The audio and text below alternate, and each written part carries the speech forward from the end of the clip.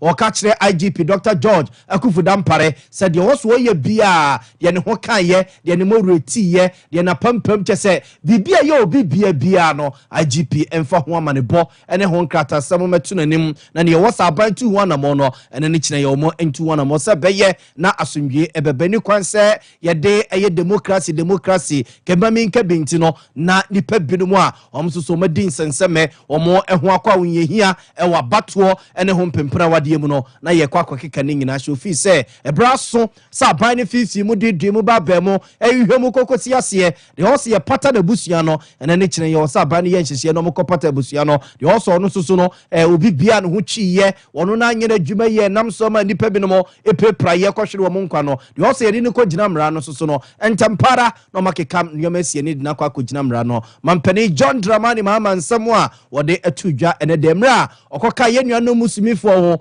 ewo ekrapompede mantamu ene omo ekobɔ mpaye eda wotwedi ampo nyankrompon alaase ewo nkunim kase a wɔde edom no ene ndc amanyuku no ewo na no abato aye kokoto ye no emu on peacefully. We must recognize that a few of our citizens lost their lives. My understanding is almost 5 of our citizens were killed in the process of the election. This is not the first time. In 2020, we know that 8 of our citizens were killed. If these continue and justice is not served, then what it does is it breeds impunity. And that's why, as a party, we have said that we must investigate and find out what led to these killings so that we can take action so that they don't happen again.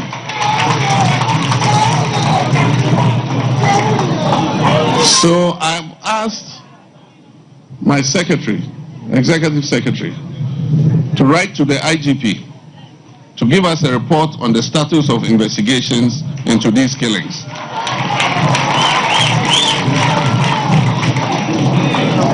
Justice must be done, and we also will ask the Attorney General when he takes office to determine fair and adequate compensation for the families of those who have lost their lives. Observe to we mampani John Dramani Mahama yetene ke we mra na jeso akokoka ye nuano musumifo ho ewo nkrapompene mantemo na okwakoda wotwedi ampo nyankrompo alase ewo adom soronko ode dom no nkunim kese a wode ma wone ndc amanyuku no na no abato a yekokotu yemu na ose IGP se nene kire ya mfifimu nkoso na obi bia dipa ewu ye no wonim hu bie no emra ne didi no mo mpempata soso emfama omabusua wo mo agya I was Siena no ano ye John Dramani Mahama Ghana man panyine to aso adia de sadia to na chitafo nyina animo kire se afia ande sia manyoko na di nkunim na omababa tena akonya so no obesere sanioma hodo akoso se womo ademra ba sha womo nsam akopampam nkrofo afiri office se womo na omaban abenti womba betena so ne ade no wose sanioma na nyina ho hia nam so ntino so ompese wono John Dramani Mahama wonya akomapa na watimi bu omani ye magana fo nyina hunu sunsuanso papa de a eno no besere ye kwakobo nkrofo akopam nkrofo afiri office ne akwakwa tena wono sade no afiwei onmuntwa so. Our diversity as a people is not a weakness, indeed it is our strength. Whether we're Muslims or Christians or from any other faith, our collective aspirations for a better future binds us together. And let us therefore commit to fostering harmony and mutual respect in all aspects of our lives. We must also recognize that elections are not without their challenges. Disagreements, tensions, and competition are natural in any democratic process. However, we must also remember that these challenges should not divide us. They should inspire us to work harder for peace and understanding. And that is why, once again, I call on all our supporters and other persons who are involved in illegal actions, such as looting goods and occupying government offices and installations, to desist from doing this. We must do things differently to maintain the trust and confidence that Ghanaians have reposed in us. Many people have said it is the same thing the MPP did when they came in 2017. And that's why Ghanaians have voted them out. We must not copy the mistakes that they made. And so I plead with our supporters, let us do things in an orderly manner. I was your way among Penny, John Dramani Mahama, your tenant Cassa was Rachitafo, so one by a crown, one may be beyond a quanso. Jafo Guswa de Mampeni, John Dramani Mahama Gunja de Sekonkra, what a Jatangma so prosper with ye Natsana ye, na Nasia or de Coma to the Ampoyan Crumpo Allah, a war and Crapumpe Mantemu, and Coma. One a Ghana fodi and Ebuba Kosono, a say, or so Kaya Manfo, what's in the rain fee, and now what bontua, not what preman penyeja, and one annual battle a cocotu yenimuno, and send me or Kaya Biano, or Magana Fortia say, one yaria refree, and at the rain sea and Samantam, Seniana Manfobia Junior Mose, or a manufacturer Mokaya, Najas or Mawuragum, or Duano Dongre Bingo, or Yanya 2 minutes,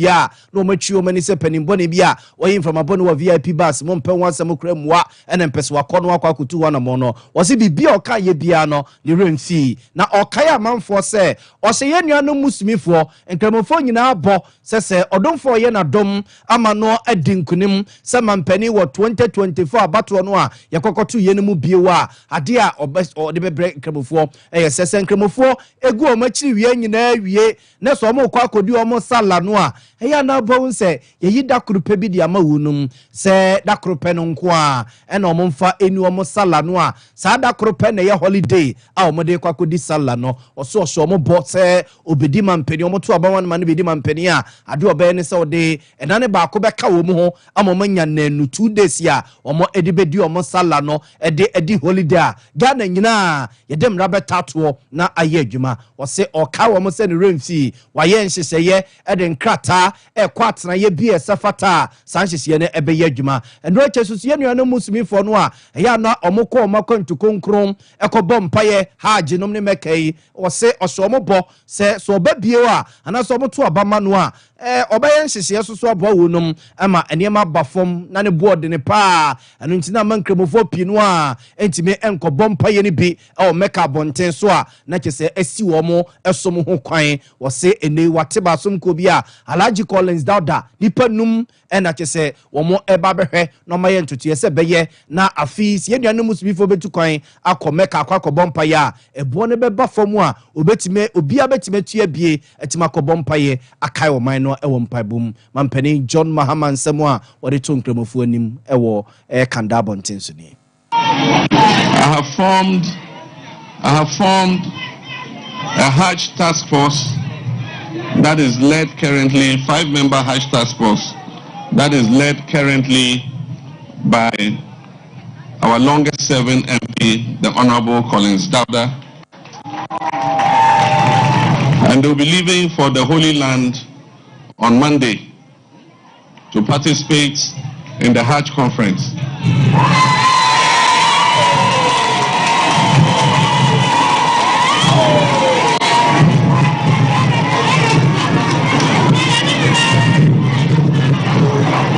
And one of the tasks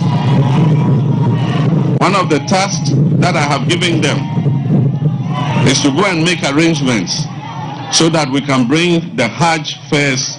as low as possible so that as many Muslims who intend to perform the pilgrimage can do so. Abzonfonti reme dani ranwa ne seno mampani John Mahama ne yetene nke weyemra na jeso akokoka ye nuano musumifo ho enuoma akoda twede amponyankrompon alase awon krapompede mantemu na ode sansemu isoso to nkramofo nyina anim.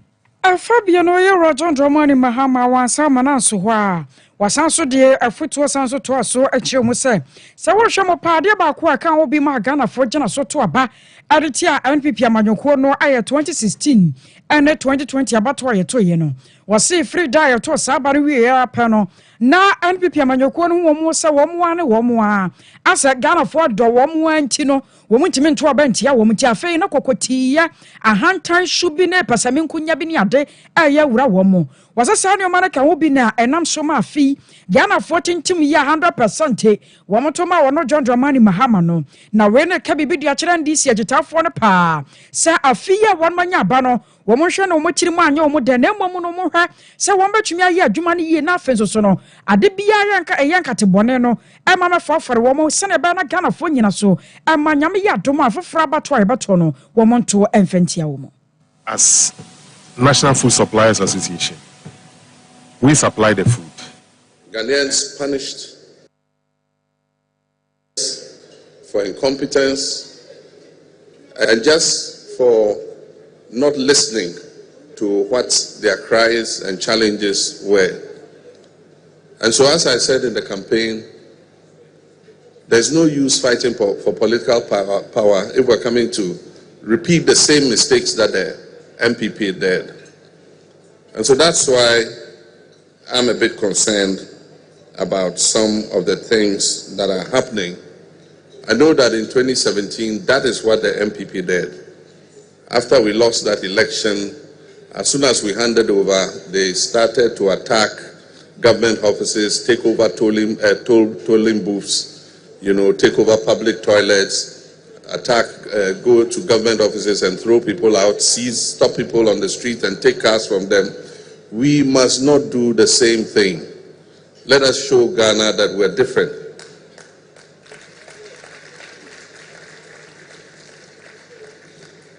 Let us show Ghana that we're different. I know that a lot of our youth sacrificed and went to great lengths to make the party win. But I know that our regional and constituency executives know who helped to achieve this victory. And what you must be doing is compiling a list of such people and what the possibilities there are so that we can engage their youthful energies when things have settled.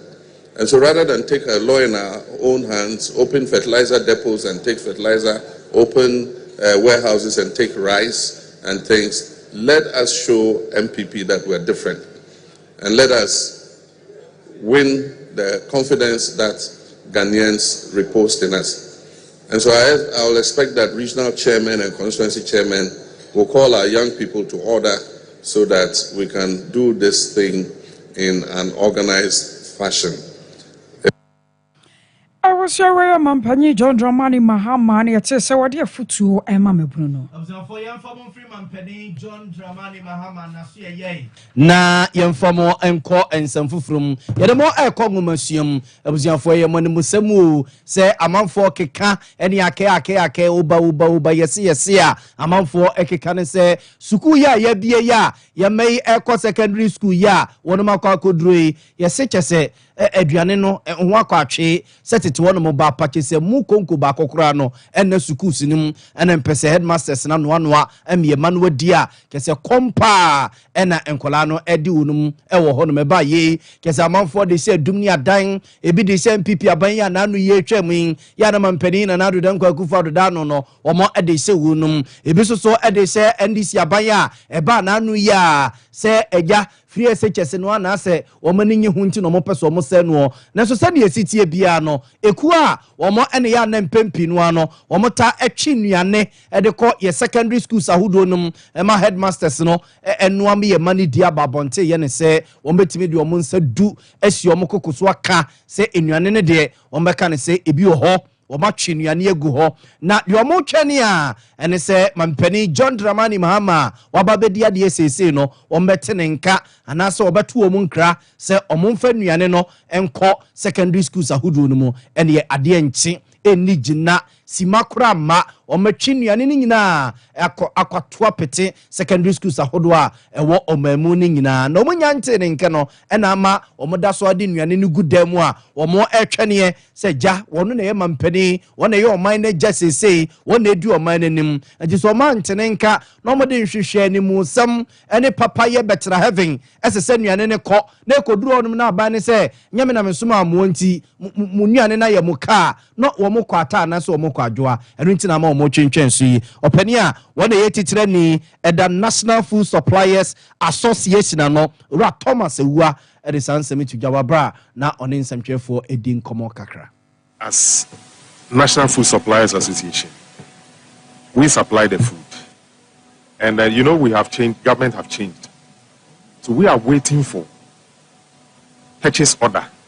from the new government because we have food in stock. We have everything, all the food items, we have them. But then you can't get up and just go and supply, go to Accra Academy and say that I'm a supplier. I'm bringing 2,000 bags of rice. Who gave you that order? So that is what we are waiting for. We are waiting for the green light. Go ahead, do this, do that, then we can supply. Because we are liquid. We have the money. We have food in stock. Everything. We have them. Everything is there. But we can't just go and supply without any order, authorization from, minister or director or whatever. That is why we are waiting. We are ever ready. Even today, if they give us a green light, I can assure you we can supply.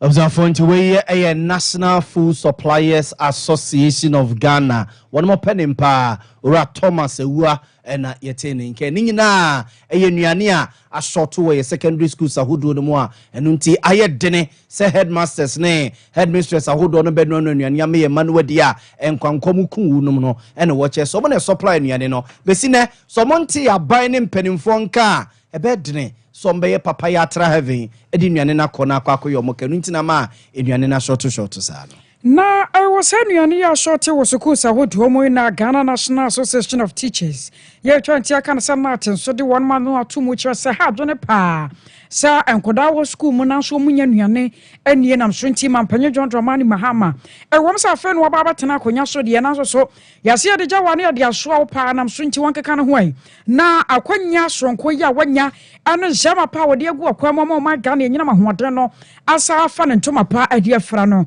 wo wasana ne kire ya do de osia ba yo na ya nwoma sua mu nsu no wa pani ede ahwe ho wo so wo ne se wo yese ya betumi aboa ye na enuane ya ho ya kwatwe no yatumi asi anokwan panyi pa yo ya chochofo panyi ademanat ekuo no ayora Thomas Musa wono na nsantwofo di nkoma asankomo twetwe te seyi ekoso.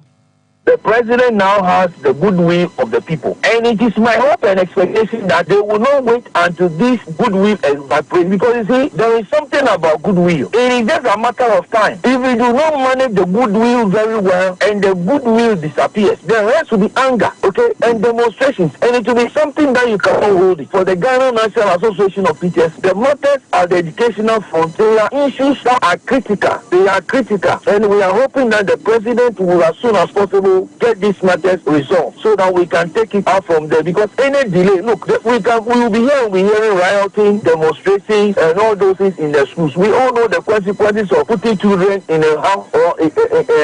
an enclosed place, and you tell them you will not give them. The churches have done their work. We have told the duty bearers that there is no food. If they sit back and allow this matter to escalate, then they should have themselves to blame. They should have themselves to blame, and that is why we are here talking about it. And I hope His Excellency will do whatever he can do. The same speed which has been attached to the energy matter, the same speed should be attached to this particular thing. The same speed should be attached. When the energy matter came up, we have seen that certainly committee has been constituted and everything is being done to get the matter resolved. I want to believe that in as much as we are hearing that the children have not eaten and not agree, I want to believe that the duty bearers will not be telling us that it is not something that is serious. They should not wait until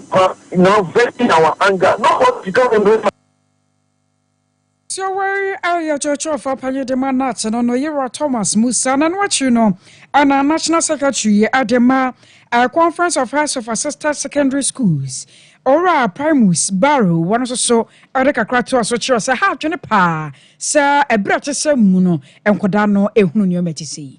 are still in very dire situations. Even with the supply of some food items. Admittedly, some food items have reached out to almost every school in this country. But I'm saying that because what is actually needed to run or to feed the students is still woefully inadequate, especially for schools that are found in the northern belt and some in the middle belt and south. They're still like, apart from rice, typically, if you take a place like Upper West, Upper East, apart from rice, they do not have any other cereal. You can't talk about maize. You cannot talk about millet. So it is rice and nothing more. You go to what is used to make the soup. Some schools, for a long time, including my own school, don't have a single gallon of oil. So my matron, for example, will rely on things like margarine to do, and the margarine is finished. Next week, if I don't get margarine, there will be nothing to stand in for oil. So the situation is, we are still out of the blues, and the situation is not a uniform situation. Some are a bit okay, others are okay, and some are still in dire needs. So that is how I can describe the situation as far as food is concerned. All schools in this country are in the position to be able to manage the situation. And the key with the operational word there is manage. You will just be able to provide something for the students. You will be able to provide something that is available in your stores for the students. And like I gave an example of my school, I do not have anything apart from rice. So I'll be able to provide something rice, breakfast, lunch, and supper. And that is true for almost all the schools in Upper West and in Upper East. Ora Primus Barrow, I church for Panyetema Conference of Heads of Assisted Secondary Schools. Observe for young family free and woman Siamanafe, young family and call a year a tour gym. So when a tour no says so, a 2 year quine, a 2 seat dine, a 2 seat school, a tour a yenima bibri says so, na Ghana National Association of Industries. Association of Ghana Industries na omo area de Sereto Mampeni John Dramani Mahama nimu se omaino bebi ayaba bedru no bebi ombesre no so obeti ne yahwe ye kwane a omaye faso ejiji yeto no wono echese emu na ho entene papa enne na ye givat wa ha echina ne ye gi income tax wa ha na de chie soso no jese ntokua to na obisusu gina bebi eje na so nkane nyina no fa drobe ba akum no wo ya no wo ye dwadini business mind and say business woman ye na onim se wo court na ye we ya obetimi atua ne to nyina obi meda ne ka foforo a enkeno no beboa sense agise okotua we wa ha ekotua we wo teburu ekotua we wa ekobasa no a na ama eto no tua no eno so akwakwa ebuache bidi ntomo sere mampeni John Dramani Mahama wasaso ababie wu se ontretre niemam na ombo aboa ni nyina no emfa nkoguduru be bakom ebasa eto no tua esoso ekoye nika kakra ede ma woni a etuatua no ora sechum akwaboa ne nsem anie. As I said earlier, we are an optimistic people. Otherwise, why would we be in business? If you are not sure of the business environment and not sure of getting some returns on investment, why would you invest in the first place? So we are beginning the year with a bit of optimism. However, we are being cautious because one, we are under IMF conditions. So some of the taxes that he mentioned prior to the elections and said they are going to scrap it and all that, we are being very careful here. On one hand, you can scratch on the taxes, but it will come in. So we are cautious about that. But I believe in the tax rationalization that he talks about. And it depends on how you manage it. We have always said that there are ways of managing the taxes. You know, some tax systems are very, very counterproductive to industry, for example. The current VAT regime is completely not favorable to industry because you cannot have tax on tax. You cannot have a VAT regime that a certain percentage you can't recover and you call it VAT. That's not VAT. That's a levy. So, and if you put it together, it's very high. And you also have pre-production tax, which can be then extended to post-production. And that will make you more productive because it makes you more competitive. So how you rationalize it is very important. Let's talk about exemptions. For example, it's been bastardized, you know, generally speaking, that exemptions are bad and all that. We don't look at it that way. We want us to do the deep work, the critical analysis of the whole exemption regime. For example, as a manufacturer, if you import machines and you are not selling the machines, you are bringing the machines to produce and sell. The taxes should be on the goods that you have produced and sold, but not the machine you are bringing. And yet today, when you are bringing a machine to produce, you have to pay VAT, you have to pay duty on it. For the Association of Ghana Industries. I was so concerned for from Nana Santa Mantamutina Dema and this Yamanyoko, Euro Augustus Andrews. Nana questions of Faton and also Sawa Quaprobo. I was Santa Mantamuna, Anona. I broke Quadru, Ashanti Regional Coordinating Residence and Biaya. Ayana Santa Mantamu, Aya Swafobia, Bayana and office, one on Yamianimni, Wakodina, Senior Masadan Quayukra. Papa Cheramusa, Asset, Santa Mantamu Swaf your assignment was Samansa, Nijuma Dio Quadio, Hono, and Sada and Swani, one Wakasano Hotel Bia, kyese oji a wo ho no nti na office no kura de won fa nye kyese won fa nya hwe ama na wa tete apra pansam a aje se empanyifo san so siesie ho foforo na ebra panyipa no wakasa no wacha se enhye dan hwani se Ashanti regional minister wutumi hwama office enuoma tete pro pansam ema ba foforo betena so ansana ensiesie mapa atumi akoso ebra no mo nyamfo wode nsam to nsamtwofo animu no sei ene waka ne nsɛmfae but say you behwe facilities omuba omubedem sine be ya enkoba say you go high hotels near the asan abo for manika because this time Excellency John Dramani Mahama ayena gbin say o mai sike bia no behwe say you be ya adepa nti as a party chairman minimum executive yeso ya gbin say emwa bia ye de ebe manu na wetu aye adwuma na so man ni no ye be ye nti ye tu anamo ahwe bungalows ni ade a sebi yame ya dom na regional minister this is ba ometumi enye muadan ye di kan aba regional coordinating council eni na ye Asante president ifie nti ene ye ba ya ye behu ye no asesem areho se wo hwe edan a eye regional minister bungalow na ye wo abamu no ye papa akon na otihano ye papa sapon na otiha ye papa anefia wenya baby konya memfa ne crazy ye papa okuku ye ministers enani na no yanko high hotels anye den amom eha ene na omye den omoda eye adwuma na yesan wo presidential villa ewa ha na Excellency John Dramani Mahama the president of the Republic of Ghana the time oba na edawe na eden dem nina ye bae no ye hwehwe mu nyoma emu afu ye mfa nya adwuma MCP for edi omasika high hotels ema omuko ni nimsenka aban edan den kese wo ye na aban nipa eden enyemu etina but ye bae no ehanu aye tantan edan no ye kase ye ya sika ye besend aye no na eya causing financial loss to the state nti aban de wasesa but ye behwe se omo ana ye omo asudie ese omo behwe se aban ejapade ye be ebo ho ban na yetumi eyusu no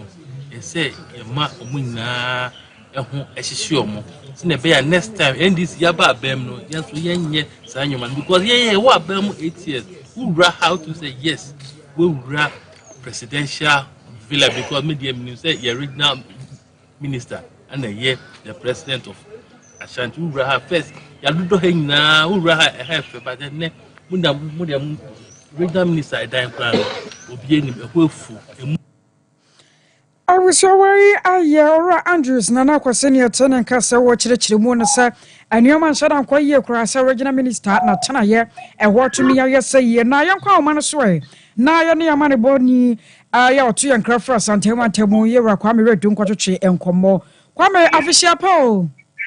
I've been to Agosia. This I will say boy uncle way a brother one cost no say na your city. Akosia sebia yedi kan abo yewa akwesi na akwesi Andrews ene no na ye no metu adamo friends and travel bi kan ho se yenko na ye metu adamo enko hwe RCC atena ye ema regional minister ka so ho no tena na wudi dwuma uyi office ni free hall mo a e bi obetena na fi wabo no bra e dia hwe oman anasa tanti region hall mo entutu ye no akosia ikudu ho na tese aswani said the Adam Police were a month for every year. I'll have seven said you were not with you, not all can say. Atraya, yes, the Kama, Adiama, regional minister, one travel into Hawaii, and as you are getting a new team, some poor man penny, a cash moving canoe or bar. As I said, but them and were getting one in the info, but do what the Moses why I said I am more Mampenia, Senka or bar, into security who they are, then I saw one na obon ho ban kofi se you be no o ye no ko no so ahosia so hwe mfuni na ekoso no a ene mfue bon tu pa agi ho nyina afa efi ade esisi ho no bu wa ho do ho nyina no akosia bu bu ni na ni apa glass ahodo ho mu na emfuye so be seti ni na age adankro ho nyina ho afa aho te se ayo ho se yura kwesi de na kwesi na wode assembly tudua acheye no na wura ho na widi ho ne woni ne executive na metua na mo na afi se de wo kan se we ye de di kan a penifasi bobo da bi chase wo fie wo fi ase enne na wo tua na mo ahwe aban atena ya enam suma enne de di kan akokopie we so a amana boto enne na enye we nko obetoa so no ahwe buru ahodo a aban agapade bia atanye ewo ho no obehwe nenu nya no se dia ne kesu akodu ene tiritie no wasa so abo ho amanye mama fo ntia ko se ne de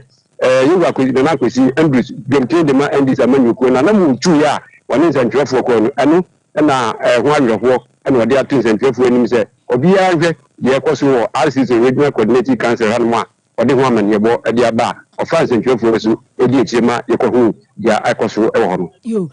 na kwame wotime si bibi kira mu sa woni ye hu de ekoso ho no rechi no anamotu obi we kira eja obetu ana akosia on se onu na ye gemtin de ma Andrews amanyu ko mo ha edintin ansa no mampani behu bibi ekoso nti so onu mum na nante na wohwe ni na eni akire odi ho amani akwa akọbọ mampani ntinu anamo a wo twa di kan se wo ko insahwa hwehwe sa na eni ni na wabọ ho tofa e de ama mampani na ba bia se ye sanse ye sam ye sisemu anase ye de sika behemu ye foforo se de ye hu we atete apensemu no wabọ ho amani de akire mampani mo no so watumi aba wa ba be ye sisi e de amana kwese de na e na hwehwe so se we bi se afibia no ye budget ya edi siesie bia ho nanso emu kokwe ne hono a etwe ngura ho amana koye sa sisi ya akoya re ho se mu tiana mo no de tu wa ayensra no owi a ode ho amane abo omampani na sisi no otumi aye mo ani asuma kameda se pawai awusere yamana bofo panyina watu yankra santemantemo kwame redu ana yote se wo kirekire mu no ene ansrawa no nto aba wodo ayero Augustus Andrews na na kwasi wokoye no emu kakra ani okokotie 21st clinic where sciatica expert ya so to asentini atwenwa de aba na amro mu abusua afefo fro ne yasimwo no awasa ne yoma nyina dane de ma opa hwe no amfa yade no anto mu akwanko wura finifini mu namso nchihwa yi so abekọ 21st wonmo nche na dokotafo no womatimi ahọ yi pa wo laboratory centers wo afia paso wo massage won so a won be de nyina kama pa de amao kuma so be hu wo wo Shan Overseas Junction wabo asenso owo Council Quarters Accra Dome Market Sunyan Nkranza Anafe Tachiman bibiani afro 0540 311311 0540311311 through Herbal Center na through Equal Capsule Saba wosisi ukwa wayam tim bibia be free ho wobesan so atie si wodada mu yepa kwale na akadane Herbal Misty anasa pedank for 0546 107 0546 Express Group na de wotu kwan afinsu ya saba biemo wada ya so na bebempa ma ho ato Canada US UK Australia New Zealand Germany babia do beto ama watimi akọ so wokosua de okwaya adwuma scholarship bi anasa bibi na apaso okwaya to holidays bi ana Express na de wotu fa Kumasi wasafo labor runabout Accra hwehwe Wakaneshi First Light 0249 00 0448 0249 000448 yejina so na ya dan wotawa ba na ya ba abekwa afijase na won so de ho no e dia besom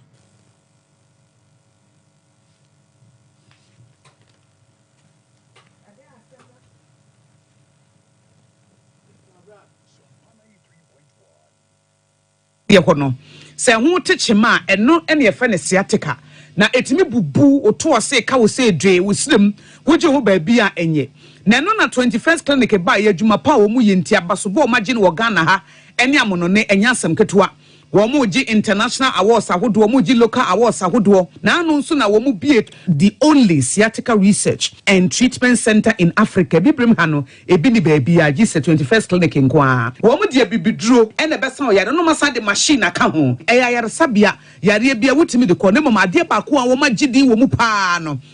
sciatica and a stroke so the qua diabetes ne hypertension ne ade Ghana ha baby a wo mo ho 0540 311 311 0540 311 311 that's a 21st clinic wo mo ye sciatica expert.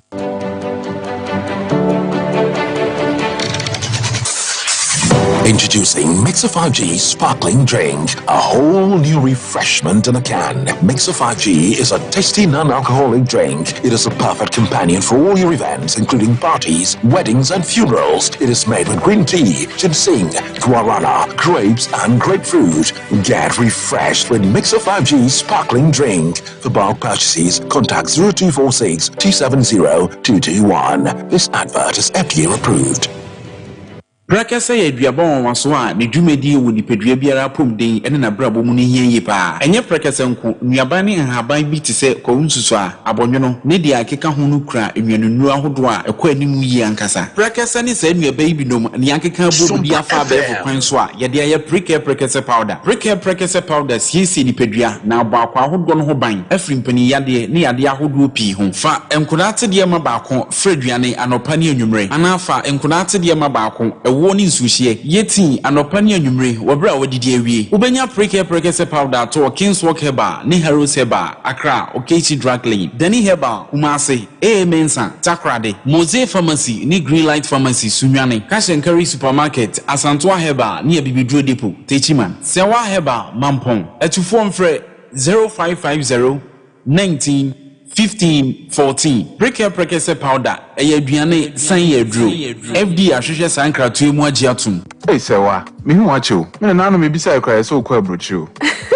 Kwaku afeina me beko men krata krani ei eni me ma connection ma for den kofo sika aduane ne wanya otredidi musa no oh Express Group adornment akwentu ayefo opese otu kwan kosua dia Express Group do be call mind be to say Canada, US, Australia, UK and Germany say a tour and as a visiting so Express Group do be call Dubai, Canada, US, Australia and Germany mo am pese motu kwan koye adwuma nso obetimi de wako Dubai, Qatar and as South Korea. If you also want to take international tests like SAT, IELTS, TOEFL, GRE, GMAT, they can help you pass easily. They can also help you secure a good job in the UK. You should make sure Akwa Kumasi Asafo Labor roundabout wa Accra and so Omo Carnation First Light Tama Omo Community 18 Lashabi Girl Filling Station. From Omo Ahumad for ISO 055 555 0067 and 0249 000448.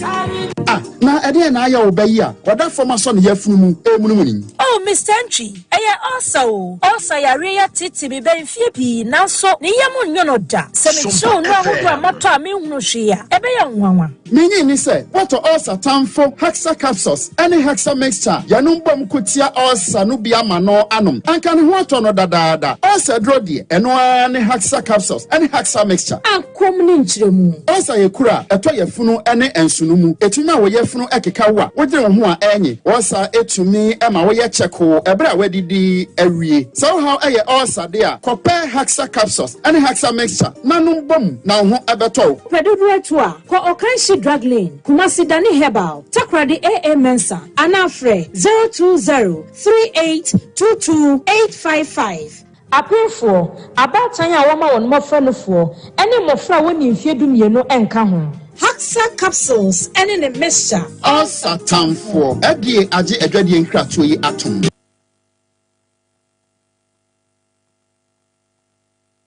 Yenyina ye tie Sompa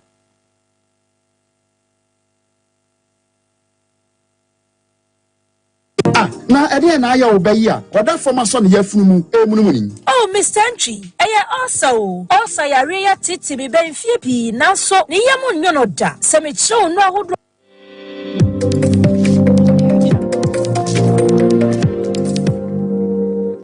Sompa TV Emma Akituapa. Abzanfo esa so mama kwa babi oba Sompa television ye nwumre no nsia kase eso sa wote enka obono ne afomantem ne mu a Sompa 98 103.9 FM so no wasuguso awuti na se wo bono east ya se ye techima no se ye nkransa se ye kentampo Sompa 90.7 so no ya uti yen ewo so na asantema ntam ne mpotam nyina Sompa 93.1 FM so no wasuguso awuti yen twansam no so emfa emam yedemo kwa MPP amanyuku no wonoma atena ye na MPP amanyuku ma yedemo ekui momani tua se wonoma kwa akɔwe fomfram woma wia widie ni hono mo de ewo afie twem abato a Ghana fo ebobo e ho kokoto ye mu ema setelia entasentase no omani so biri wo mu a omuguso ekeka omoniema esi anim na opani bia mra bia atwamu na oye tikyire ni abedi ekyire man MPP amanyuku no oro asame krobo ena papa yi esra MPP dia futu ama wonum se party no wo man sesa wo munsa tete honum ticha kwa beta bre so na me kwafia ko bi guess ya na me ye guess SP wo honum no na ye faso party ne faso yiyi wo mo mpine mpenifo betutu amanyuku dan wo no so mo koso a gusu atena dada ni mu a koye delegate sam de wo sika bia ebe take brisika be chicha ma delegacy awo makwa akoto aba ayi wo mo a amanfo mpe wo mo de ama party no a party ne beto opposition a chepa eji so mo pani ya o mo nhyase na eniema bia emwa party no o mo yi ni nyina emfrim na party no ho me yakono bio e Ghana fo ni so anyesa no mo kwe tintintirinti semu a ene o mbedi o mo dokono kwa o de san so me tujawa bra na ensamtwefo abapini no ene ne ekwakodidi nkomo akwakobisa no se yede yatete yene nam ne yatete ene ekwakote se ase wonya MPP national chairman ya obedi no wache se you oguso a ene party ne mpenimfo didi nkomo oguso a ne yetu ahene ene yesi ahene fo no edidi nkomo na se niam tutomu a chairman no obedi na konakono so ama MPP. Constitution is a problem. It's a problem in the sense that you see that there are around 28 aims and objectives. And there's nothing in the 28 that talks about the party's duty of care. Nobody builds an organization without telling its workers and stakeholders how it is going to reward them, how it's going to take care of them. You know, it doesn't really, it's not there. We need to re-engineer. We need to start from the Constitution. And there are so many things in the Constitution that need to be changed or moved around. It doesn't make sense that we all fight. Some people invest their monies, they die. You know, some of them get divorced. Because it's intensive. And then at the end of the day, one man and his wife and his children and his family, they get to make all the decisions. To me, it doesn't make sense. As a business person, it doesn't make sense. On a constitution to state what it will do for its workers. Yeah, you convene a constitutional amendment conference and then do that. Planning to run in 2026 as the chairman of the party. Now, it's looking good. The network, you know, in getting people together. And now that this debacle has happened, people are now seeing the reason why these things must be done, because it was apathy. So the question you ask yourself is, why the apathy? The apathy came to be because people felt that they had chopped and left them. So I used to say, at that time I knew that was going to be problematic. And so what I want us to do is to sit down and then re-engineer, reinvent, and then put these things at the heart of what we do. It's not important or necessary for me and certain people to like each other. It's okay for them not to like me, and I will expect that they will criticize what I put on the table. Tiwe ayo pani same krobo wono mrebi atwamu titire ni abedi akire enema NPP amanyuku no. I was a twin salmon so if just say no I was such a east man anymore. I want your dream. Na amaya na say dwarefo maya o mo so bo afupa. Ama wanam so friends am tro for dia to o manim. Achiem say no ana say na amen. Say wo mo ho mo nka bi hyemu. Ana such a east no man see na krachefo beka kire wo mo. Say wo mo chiechie sika na aja. Wo mo kukuru store nsi wonom kakraka. Sane ya beye na wo bi ya betumi akomo akwakodi dwa na omwan ha wo mo de ase ya oyo chiechie sika kakra de ma empanyifo mo de koyi se contractors enkonkogusu na aja wo nya ho adwuma. Ewi akire a wonom atese empanyifo afra kwati kwan bi so atonton store so no ade amani pa bi mu a wonom antwe sika ne bi kura ya wo nim wo mo babia eno aka wo bi ma mo koso mo kwakobisa ya se ni pa makomako dunsia pa ya dwarifo eno mo nsa betumi aka stores ni bi no mo se hene ha asem we de nsɛmtwerɛfo amam kura wɔm ho ntɔ wɔm ana aka wo bia ma wɔm afra nsɛmtwerɛfo de ato wɔm anim sa asasisie bi yɛ akɔso ɔbaabi a ɛwɔ sɛ ne kyene yada empanyifo hɔ no ɔpɛ ho asɛm ka wɔm ba sɛ yɛ bebu dwanes yɛ ka 210 yɛ nyɛ sika ntwia ne bum enti wɔm ɔte meeting ama edwomfo ne yɛmfie nipa nka ho yɛde nipa mmienu council baako nti council na ne din ɛhyɛ aseɛ yɛwie da no disi aba ɔbɛkyɛ da na ma yɛde ne nsuo ne sika ama yɛ adeɛ kyerɛ me kɔ kuma sɛ mekɔfa nneɛma mekɔfa baeɛ a mesan di sɛ ne nsa nkan ne sika nti yɛnkɔgye sika no mmerɛ no yɛmfa nneɛma no mɛku me nua deɛ na yɛ nkonnwa wɔyi gu abɔnten me deɛ mede kɔɔ fie yɛabɔ disi aba ɔsekyena mɛba adeɛ kyena mɛba ne mu ani afe abokyene nsia mi ɛsɛ deɛ deɛ aduro no bosia mekɔbɔɔyɛ no edwomfo yɛhia yɛ sika yɛhia yɛ dan ne sika ne yɛhia ɔmɛfie da ama yɛ disi wɔbi yɛ nkwasea akyɛ wɔne ne ɛnye ne yie nti deɛ yɛhwɛ mu asɛ ɔkwan biara disi bɛfa soɔ yɛ ɛnnɛ ekosi wɔkyena saa mmere ɔde obiara da bɛma no fitaa kyɛ nhyehyɛ yɛ ɔde hyehyɛ yɛn sɛ anka bokyimi nsia pɛ ɛna wɔn de ɛyɛ dan yɛatwentwɛn so ama na kodu afe ne fa wɔtumi abɛyini de obiara da yɛ ama no adanti na wonim ɔkwan yɛ obi fa so a onya sika de betua ne ka nti yɛmpa ne tɔn yɛmpa ne no a ɔkwan bi a ɔbɛfa so nnɛ ne wɔtena akyɛ daa no ama obiara nsa ka ne daa no ɔmfa ma Amsia maamenom no mani abere ye oya wo mo kasa na no akyi no ana contractor ya wagya wono hadi dwuma yi ora Andrew Achampon wono ana CEO ya wada Andy Bell Construction Company ano wono soso akasa ye echechensemu enya no pre se edwadifo atu eska mame omuntu eska bi amame nemu eye assembly no na omo assembly member baako edi edom bi anim bae se omo na na ti dwalim enti nipa 16 enhuska na omo de preme 16 shops na so media mom enti nya no kreso bi atu eska mame wadra na fan shop ema bi ninji obi esika emfanya hwe minsisi obi anje hwe said ya wose papa DC chire mu chire wala ka chire ne se me na meka mi jamo fidi kasi yeso na meka ne wo se sika meje na me mo 10% omo jeje ma sika na ye omo se mintua nti omo di ka ti se sika ena me nso me de time so ye wo se me operate no na wo se mintua me 10% said ye nhyehyɛ no etie nti me de me checks ekoi emo mo clear checks no nti omo clear ye nanka nije mu a sika na nkomudi ka tie ye komo san fa nkoto ena omo san de say sika nko kan de omo di ka ate no nti eno na e problem sika ni nyana nti me ma Awusoro Andrew Achampon no one see wo ya wada Andy Bell Construction Company ano a yate sa enchemu bi ohoro odemaye Abzafo yento akase no soma mo no yenko mo no so ene oba pani a wada Guide and Save Foundation ekuano nkonkodi nkomo ye tete anwumre yi se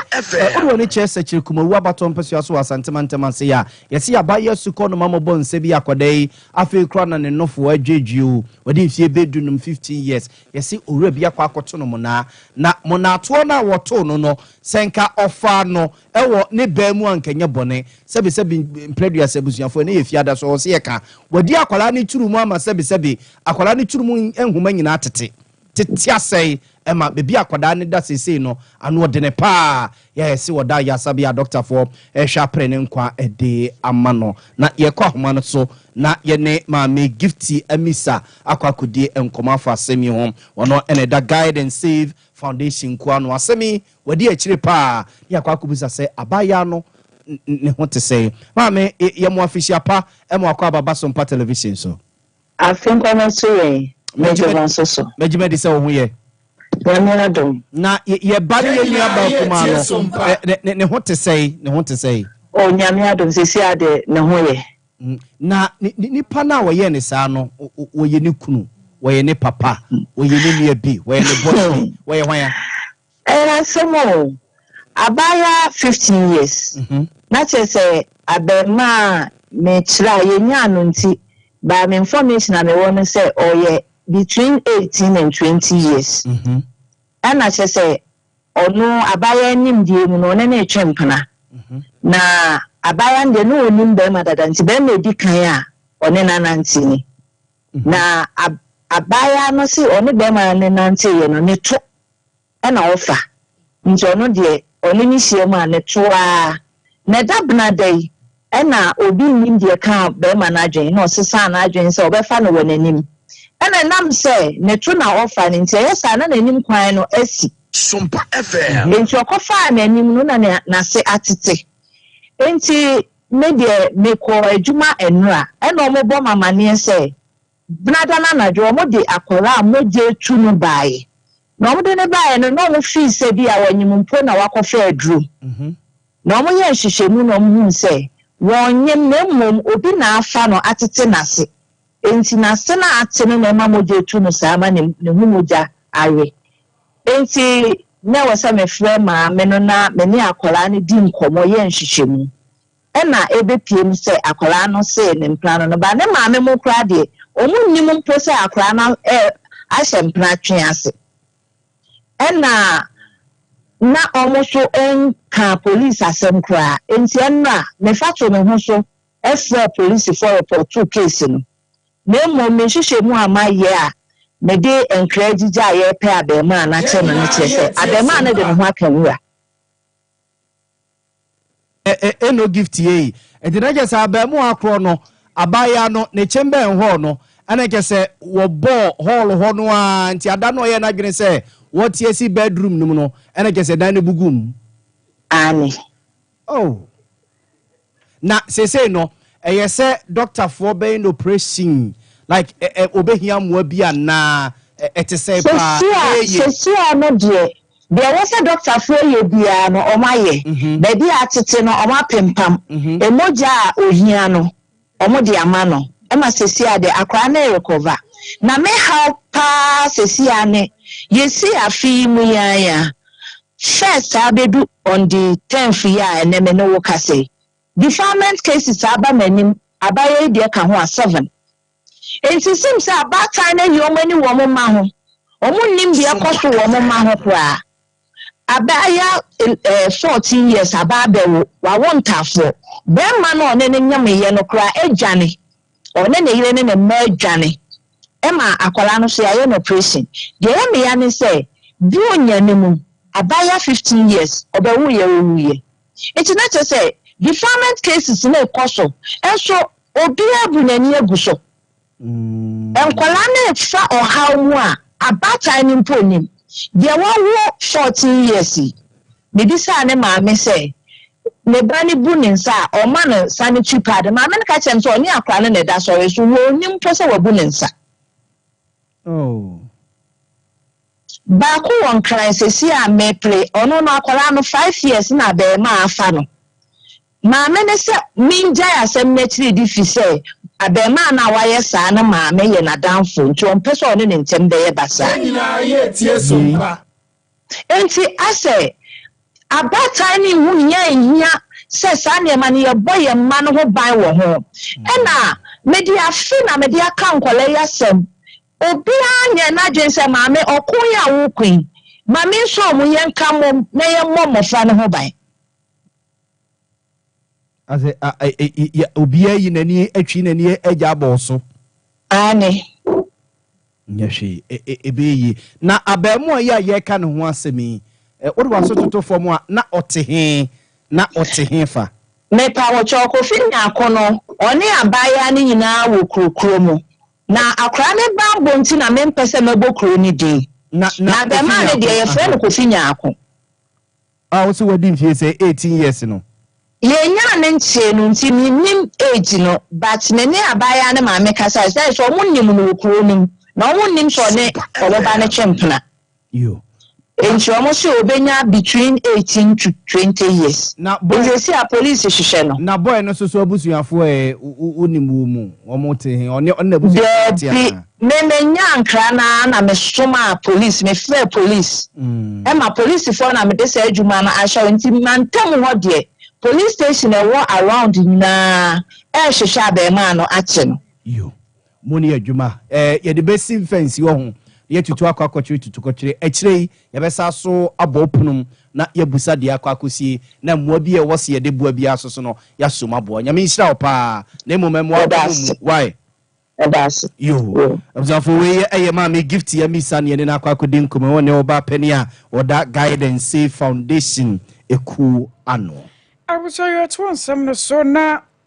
this ye ya wafiri wasesi wa banda mensini mu wana mwenye mfwa Emmanuel akonde wana so adi atudwa achiremu sani epano esibia ye no hama wie ma ye rese mframani mo ye rese sa no wabasera pa se mpanyimfo nya bibi mfanfa wona afa ye nya mra hyehye mra sani eba na wamu a aya na epebre mu se wo mu kwangura mu ekwo bepaja cheno ne ade ekwo hyehye nkrofo afuo mbewie kire na hyehye nioma hodo ye kaka ho no emra betumi ene wo no adie abra panyipa na wokasa na wona nsemtwerefo edi nkomo no sei ene okan nsemfai